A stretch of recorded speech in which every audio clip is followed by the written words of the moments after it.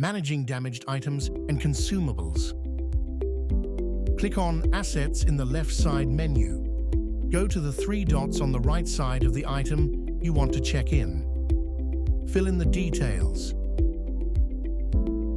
If you enter a smaller quantity than what you checked in, you'll see two options: expected consumption and damage missing. Choose expected consumption for consumables or damage missing if something happened to the item. Then select how many items were damaged or went missing and select the status. You can also create a task to fix the issue and upload pictures.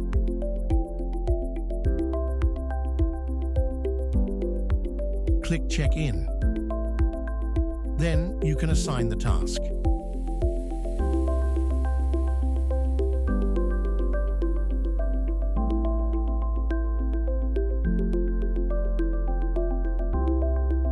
Once done, you'll see the status change to damaged, and a new task will appear to address the issue.